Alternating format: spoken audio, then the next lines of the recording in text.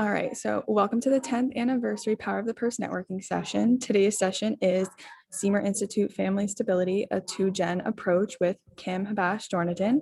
I'm Morgan, your United Way host for this session. Just a couple of housekeeping items.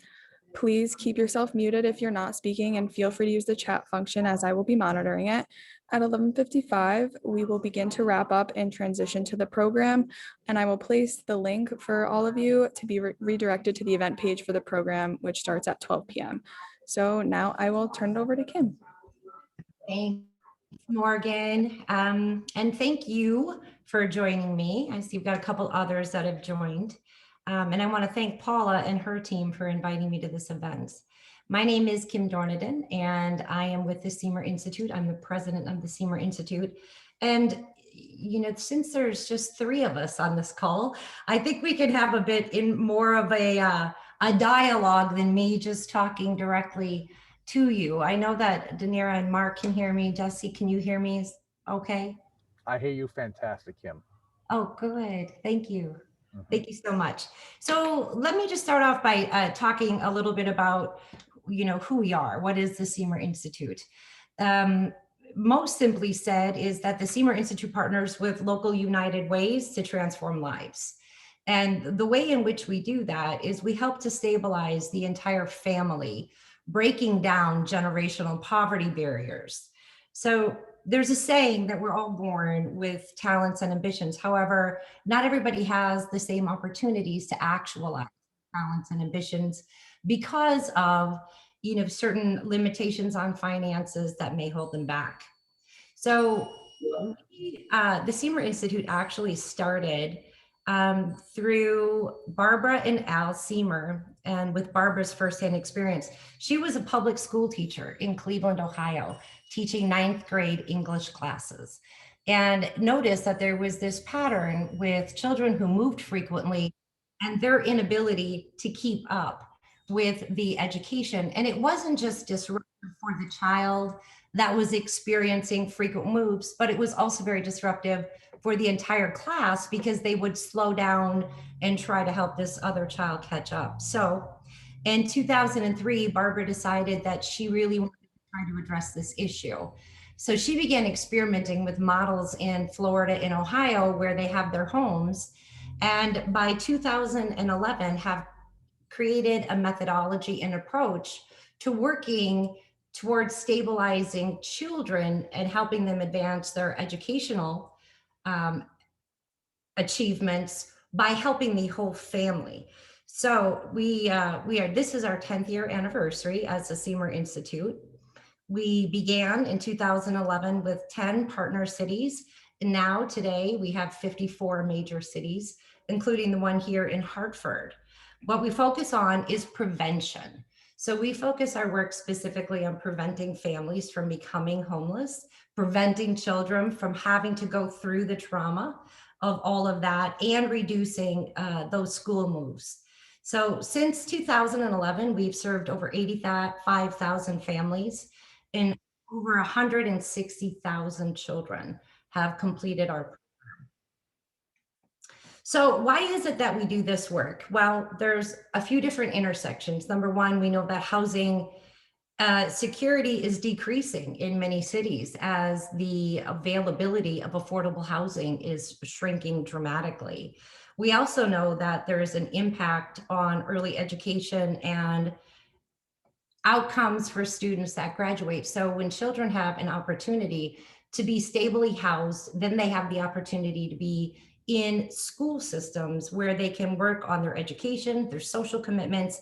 And research does indicate that school mobility, high school mobility, and unplanned moves, students that experience those are 30% less likely to finish or graduate high school than students that have stable housing.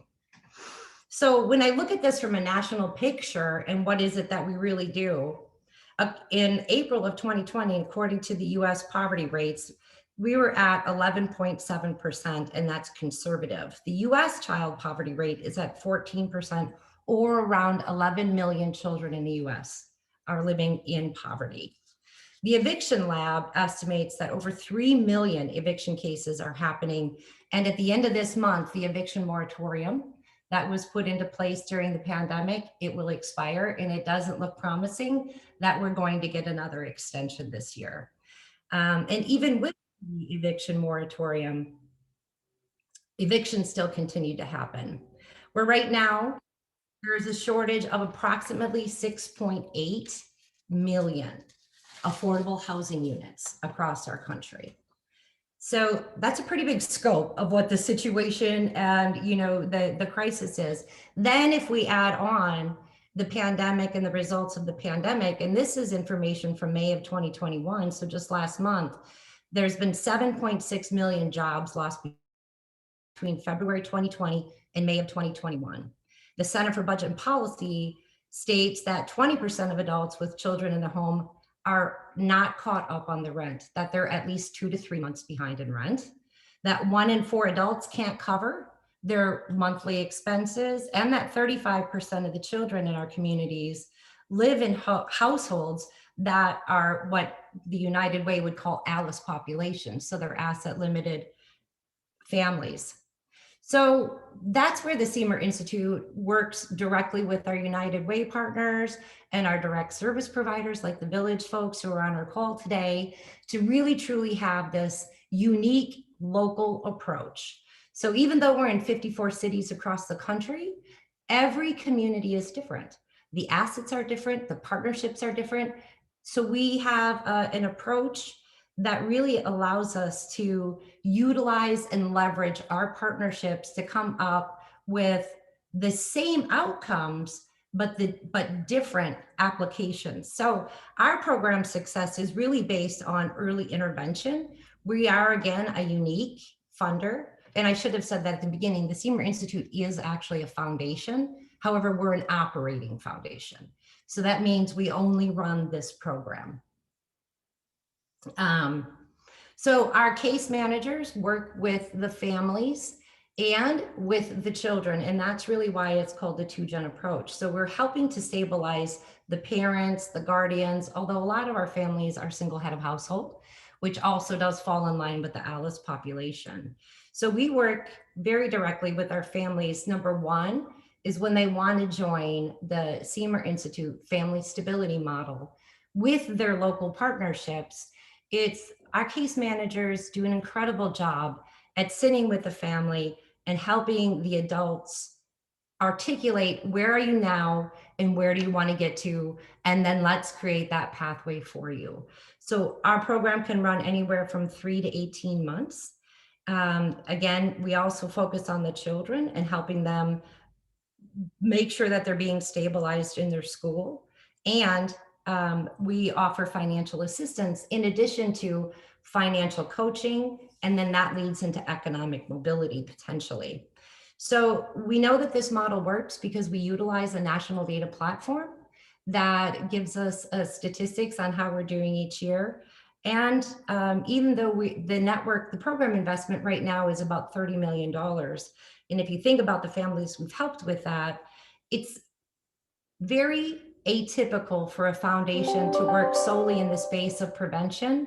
However, we truly and firmly believe that it just makes the most sense. Again, like I talked about, if we can prevent the trauma, if we can help stabilize people where they are, it's better for their emotional health, it's better for their recovery.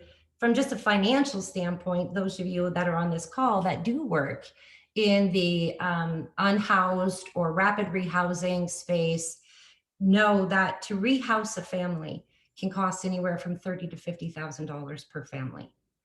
Our work and our program model, we can keep a family in their house from anywhere between $2,000 to $5,000 per family. So for us, Jesse, did you want to say something? Yes, I said wow. Right. Because first of all, Kim, let me just say how amazing the work that you're doing is, because we definitely need more people like you. And second, just listen, because obviously the work that we do intertwines with ALICE and fundraising for fundraising for organizations that support the work that you do. As far as the eviction, can we talk about that a little bit, if you don't mind, and help us understand how can we as leaders in the space kind of embrace the conversation from those that say, I'm a small landlord and the eviction policies are working against me. And we as a United Way are trying to be empathetic to that voice, but also understand the the complications of the Yeah. entire equation. Mhm. Can you kind of help arm us with a little bit of how do we address that? Yeah, I would. Let me come back to that. Let me just make a couple more points because, I wanted to just say that when we talk about impact, so we know the situation and we know that it's exasperated because of the pandemic and jobs are coming back now, but people are still behind. So there's a lot right now of services that are available to our ALICE populations, to those that are marginalized, to those that are without. So whether it was CARES Act dollars, the American Rescue Plan dollars, the HUD dollars, some of the problem is helping our families actually reach those dollars.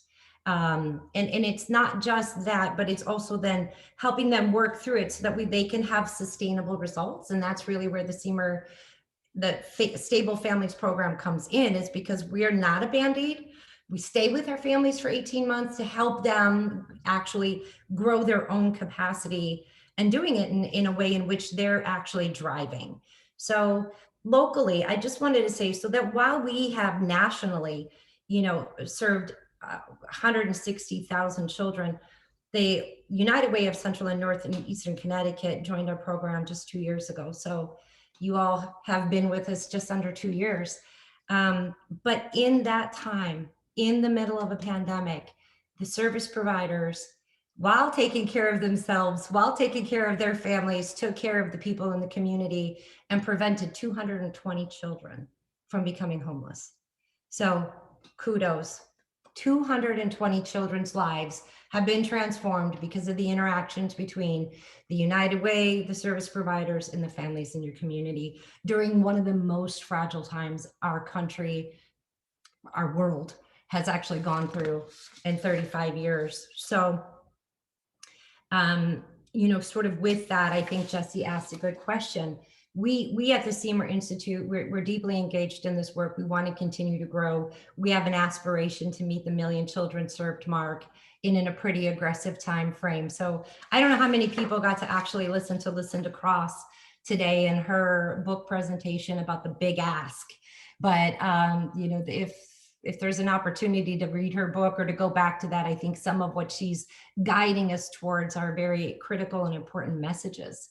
So I'm going to try to adjust, your question, Jesse, to the best that I can. And then we'll see what other folks' questions may be or thoughts. So I think that it is a very delicate balance. And I can tell you from talking to our partners across the country right now. So those individuals that are owning the smaller rental units, right, they also have families to feed. They depend on the income.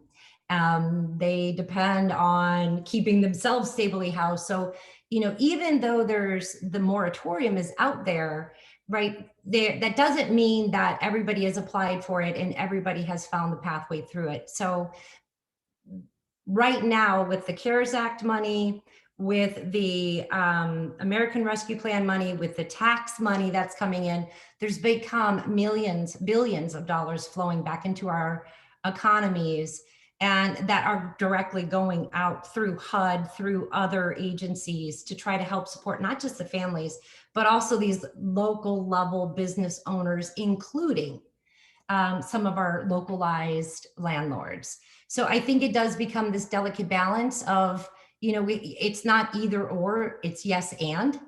We have to support both. Both are incredibly important threads in our community. We can't thrive if we're not all doing it together. So I hope that's an okay answer. Any other thoughts, questions? I like how you form that as an and, because that will help us and my team to at least mitigate some of the visceral responses that we get at times. Yes. Yeah. It's about community.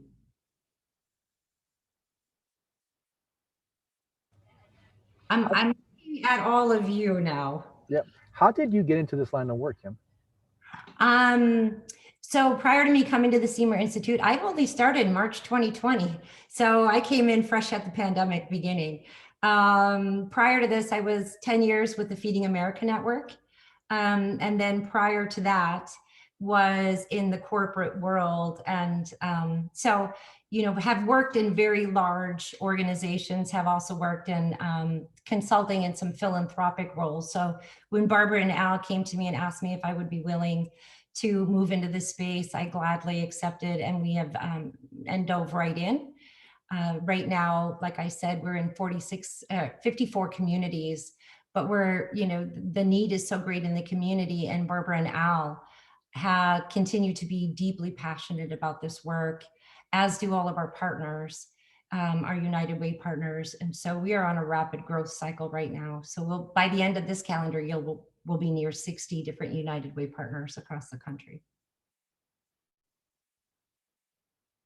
So how many of you happen to know anybody that in your communities, in your family, that may or may not be right now struggling, with trying to keep things afloat as a result of the pandemic? You just raise your hand. You could just nod. Yeah. And for most of these families that we know, there sometimes there are these assumptions and presumptions that if people would just work harder, or if they would just do more, then they wouldn't be in these situations. And not to say that there's a silver lining in every crisis, but sometimes if we look for one, there is. And, this pandemic really brought about the experience that we are fragile, all of us, and that there is vulnerability, and that it's through strength of community, that we're not actually giving a handout, right? We're just potentially opening a door for somebody that's not been opened before. It's just we're standing with our neighbor, or we're standing with our sister or our brother or our cousins or our colleagues. And so in this morning's conversation earlier with the author that was part of this, she talks a lot about the big ask. What do you need? You have to start first and foremost with clarity. And I can tell you that when a family's living in crisis, they need so many things that they may not know how to ask for it. And so really, you've said thank you to the Siemer Institute and, the expertise. I really consider myself to be a facilitator of this work. The expertise is really at the service provider level. The heart is really at the service provider level, and at the local United Way level. So for those of you that are in this role with us and with your community, thank you. It's actually us at the Siemer Institute that are deeply grateful for your partnership, and your strength. Well, that's kind of you, Kim, and we thank you too. Well, thanks. And thanks for inviting me today to join you in this 10th year event with your United Way. Kim, I just wanted to say I had the opportunity to meet the Siemers back in 2015, where they actually visited. I was working for United Way of Greater Atlanta back then, and they came and visited our organization to talk to some of our donors. And they are an inspiration, especially to our donors. I've heard them speak, and I understand the passion that they bring to the work that they do.